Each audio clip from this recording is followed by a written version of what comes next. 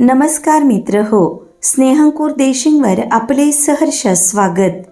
आज आपण पाहणार आहोत राजमाता जिजाऊ यांच्याबद्दल अतिशय सुंदर भाषण. स्वराज्याचा ज्यांनी घडविला विधाता, स्वराज्याचा ज्यांनी घडविला विधाता, धन्य त्या स्वराज्य जननी जिजाऊ राजमाता, जिजाऊ राजमाता. सन्माननीय व्यासपीठ, वंदनीय गुरुजन वर्ग आणि माझ्या मित्रमैत्रिणींनो, सर्वांना माझा नमस्कार. आज 12 जानेवारी आपण राजमाता जिजाऊ यांची जयंती साजरी करीत आहोत. सर्वप्रथम राजमाता जिजाऊ यांना माझा मानाचा मुजरा.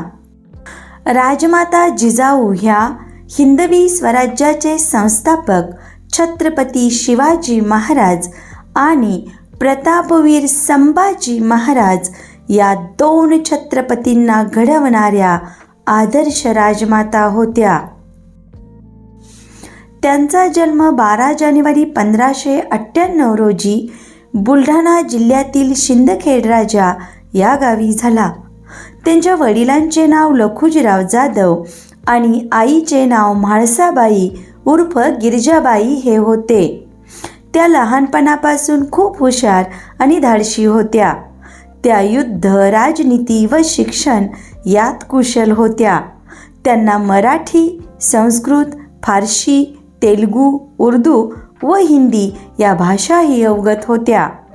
सन 1605 मध्ये त्यांचा विवाह वेरूळचे शहाजीराजे भोसले यांच्याशी झाला. मातृत्व, नेतृत्व आणि कर्तृत्व या 3 गुणांचा सुरेख संगम माता जिजाऊ यांच्यात होता. त्यांनी शिवरायांवर लहानपणापासून उत्तम संस्कार केले. शिवरायांचे व्यक्तिमत्व, आदर्श व अष्टपैलू घडवले. राजमाता जिजाऊंनी स्वराज्याचे स्वप्न पाहिले. हे स्वप्न सत्यात उतरवण्यासाठी शिवाजी महाराजांना तयार केले. राजमाता जिजाऊंची छत्रपती शिवाजी महाराजांना प्रत्येक कार्यात मोलाची मदत मिळाली. शिवराय जेव्हा मोठ्या मोहिमेवर जात तेव्हा जिजाऊ स्वतः राज्यकारभारावर लक्ष ठेवत. जिजाऊंनी शिवरायांचे प्रत्येक दुःख झेलले. स्वराज्याच्या प्रत्येक संकटात शिवरायांना आधार दिला. रयतेवर खूप प्रेम केले.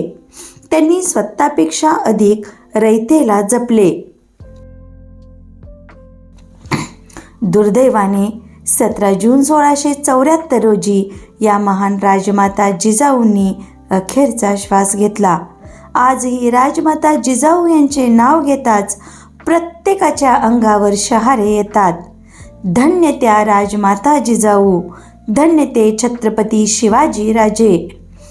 जय हिंद, जय महाराष्ट्र. धन्यवाद मित्र हो. अशाच प्रकारच्या नवनवीन सुंदर भाषणासाठी आमचे स्नेहंकुर देशिंग अवश्य सबस्क्राईब करा.